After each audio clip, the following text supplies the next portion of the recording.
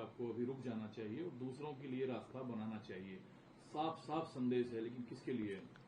साफ साफ संदेश है और साफ साफ पता भी चल रहा है किसके लिए। कौन 75 साल अपना बनाने वाले हैं सितंबर में, देश जानता है। देश क्या, अब तो सारी दुनिया भी जानती है, क्योंकि प्रधानमंत्री जी सारी दुनिया में अभी होकर आए हैं, 5 राज्यों में, देशों में होकर आए हैं।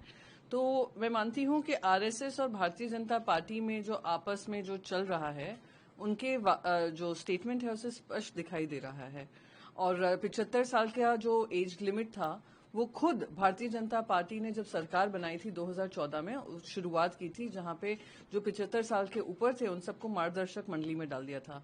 तो आई थिंक वो याद दिला रहे हैं कि 11 साल बाद कि जो वादा किया था देश की जनता को कि 75 should be the last age, तो वो याद दिला रहे हैं, वही है। आपस में जो भिड़ंत चल रही है वो सामने आ रही है। लेकिन सवाल अक्सर उनके नेतृत्व क्षमता पर सवाल उठाती रही है, तो उस चीज को एक बल मिला है, अटकलें तेज हुई है इस बात की? नहीं, देखिए, ये आरएसएस और बीजेपी के बीच में जो चल रहा है वो उनका घमासान है। उससे क्या फॉल आउट होगा ये कोई किसी को पता नहीं है। पर जो 75 साल का जो नॉर्म था वो इन्हीं ने शुरुआत की थी, विपक्ष ने तो दी नहीं थी, इन्होंने ही शुरुआत की। फिर खुद ही कुछ लोगों को उसमें डाला था मार्गदर्शक मंडली में। फिर जब अपने पे आ रहा है तो कहीं ना कहीं भूल रहे हैं, तो वो आरएसएस ने याद दिलाया। पर मैं इसमें कुछ ज्यादा टिप्पणी नहीं करना चाहूंगी, क्योंकि ये आपस के दो परिवारों की लड़ाई है और परिवार की लड़ाई में हमें किसी तरीके की जो पंचायत होती है वो करने की जरूरत नहीं है।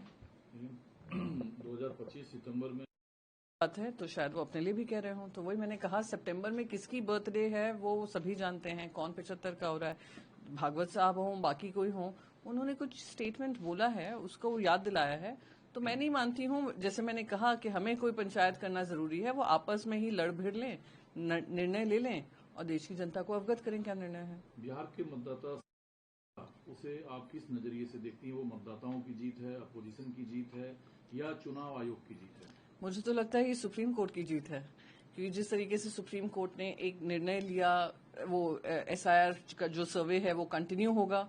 पर उन्होंने कुछ ऐसे डॉक्यूमेंट्स जो अब तक एक्सेप्ट नहीं करे थे, जैसे आधार हुआ, आधार को एक्सेप्टेंस दिया है उन्होंने, और फाइनल डिसीजन जो है वो अभी पेंडिंग है।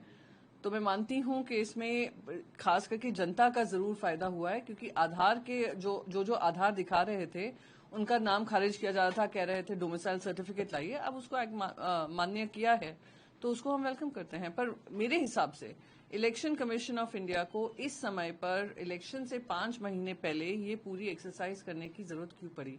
क्या उनको पता नहीं था बिहार में इलेक्शन आ रहे हैं? क्या ये प्रक्रिया पहले नहीं हो सकती थी?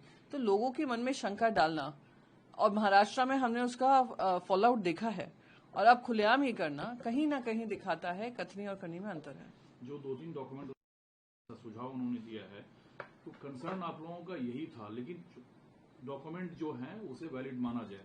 लेकिन चुनाव आयोग को तो एक तरीके से एसआईआर को कंटिन्यू रखने के लिए सुप्रीम कोर्ट ने कहा, तो ये विपक्ष के लिए झटका नहीं है, ऐसा बीजेपी कह रही है। जैसे मैंने कहा कि हाँ, पूरा एसआईआर जो था उसको खारिज ही करना चाहिए था, पर सुप्रीम कोर्ट ने जो कहा है, जैसे मैंने कहा, विक्ट्री तो ये सुप्रीम कोर्ट की लग रही है। तो सुप्रीम कोर्ट ने कोई निर्णय लिया है, उसका पालन सभी करेंगे, उसको रिस्पेक्ट सभी की जिम्मेदारी है। पर हाँ, ये पूरी जो एक्सरसाइज है वो दिख रहा है किस वजह से रखी है। और मैं बार बार बोल रही हूँ, महाराष्ट्र में जो पर्दे के पीछे काम हो रहा था वो अब सरेआम हो रहा है। पर सुप्रीम कोर्ट ने टर्म्स एंड कंडीशंस बढ़ा दिए हैं, और जो लोगों को आधार के अनुसार उनको खारिज किया जा रहा था, उनको वापस भेजा जा रहा था, डोमिसाइल सर्टिफिकेट मंगवाया जा रहा था, और वही डोमिसाइल सर्टिफिकेट आधार दिखाने पे मिल रहा था, तो उन्होंने उसको खत्म किया है। तो I think win win situation है सभी के लिए। बट अगेन, इलेक्शन कमीशन के लिए एक अलार्म है कि जनता अब आप पे भरोसा उनका उठ रहा है।